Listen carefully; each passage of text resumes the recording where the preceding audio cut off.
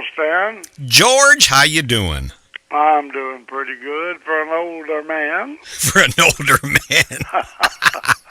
Hey, I just watched that short video on the website there promoting your new CD and Cracker Barrel. Man, Oh, yeah. you look like you're in great shape. Do you feel good? Well, I feel pretty good, considering a couple of little things. But no, we're still humping out there on the road and having a big time as usual. When someone like you has been through so much and so many hit songs and have had so many ups and downs, people think of old George Jones as got to be 101. But when you've done so much. Well, I definitely don't know why I'm still here, I'll tell you that. But the good Lord must have kept me for some reason. And, I straightened up about 12 years ago, and I quit smoking and drinking, and I just feel great today.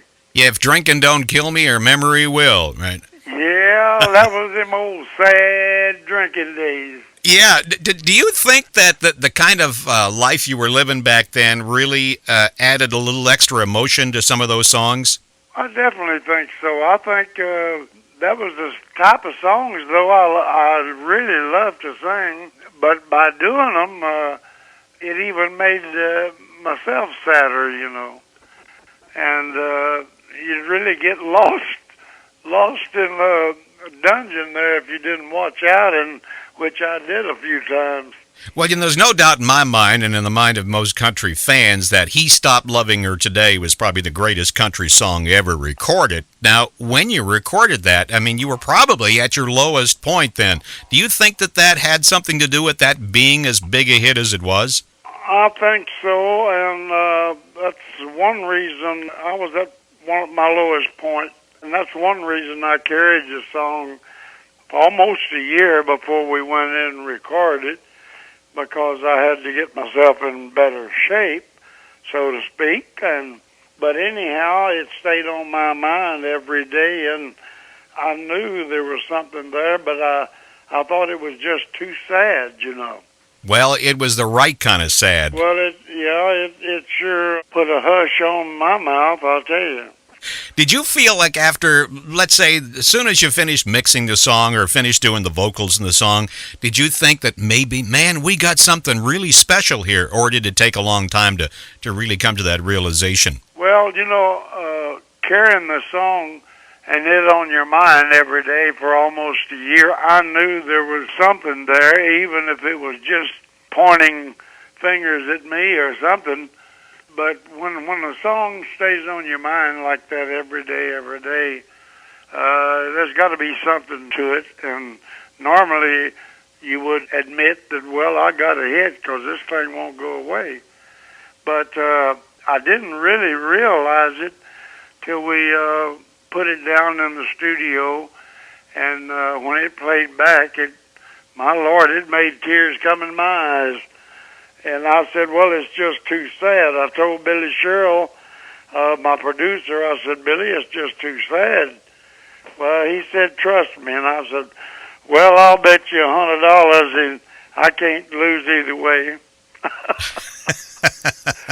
Well, I remember the first time I heard it, and it definitely brought tears to my eyes. And even today, when I go to play it, my wife is from South America. She had never heard the song until about 3 or 4 years ago, and I played that song for her, and it brought tears to her eyes. It still does it.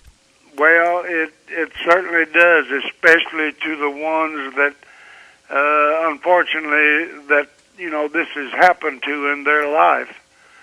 And that's what I love about real country music, is because it does tell the stories of the things that happen in real life.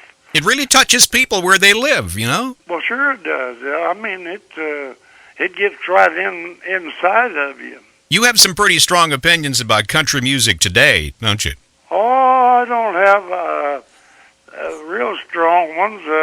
I'm just not into what's happening now. You know me, I'm traditional country, and they can call this stuff today country if they want to, but I think they're using it as a stepping stone because they can't use no other title. They can't find one. And what astonishes me is they use the name country music, and it's definitely not what the real country music was or is.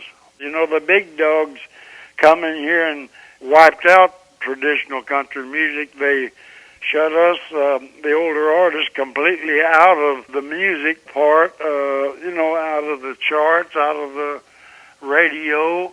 They changed radio to what they call it nowadays, young country, and it wasn't fair at all to people over 40 that had loved country music and stayed with country music and made country music at the time what it is, what it was. And then they were left completely shut out. And when they started the new thing with the young people, which is fine. I love a lot of the artists. They're good friends of mine, and I don't talk about them personally. They got a lot of talent. I just wish they could do it the right way instead of the wrong way. They're going to sell records because they're selling to real young people that don't know the heart and soul of what it takes, to really make a real country music. You got to have soul, and you got a little heart, in new country, but they've lost the soul. That's a good point. It's funny how in rock and roll, they still honor their acts. The Rolling Stones still sell out concerts. Absolutely. There's no age limit, we can't play nobody over 35 or something like that, That is really slandering, the age. And look at pop and rock, Look at one of the big pop guys, not Perry Como, but Tony Bennett. Yeah, he came back. He was 80 years old. He came back and was real hot with the kids again. What it is about the people that's controlling what they're calling country music nowadays is they're on one track. It's like somebody having a one-track mind. They want to sell albums, which they have a half a dozen people that are selling a lot of records, but what are the rest of them doing? They'll get a hit and a miss, and they're out of business. Yeah, you had a song called I Don't Want to Know, and somebody said it was too country, right? Yeah, I've always been too country. That was my biggest problem all these years. Yes, it was, George, you're right. Oh, my goodness. I'm like Bill Anderson in the song he wrote, Too Country. Yes, absolutely. My Lord, how can you look at a successful artist that was truly country and say, you're just too country? Oh, man. Can you imagine somebody telling Bruce Springsteen, hey, you're too rock? Oh, my Lord, it's the same thing. Yeah, absolutely. You might as well tell him and the Rolling Stones that they're too damn old to be in the business. That's anymore. Right. Yeah. I got to tell you, it is a huge honor for me to be able to talk to you. I've wanted to talk to you all these years and never had a chance. And Stan, I'm liable to pop up anywhere. I don't know why it took so long, but doggone it, thank God we made it. Well, we'll watch for your tour schedule when you're 96. All right. George, want to thank you so much for doing this. You're welcome.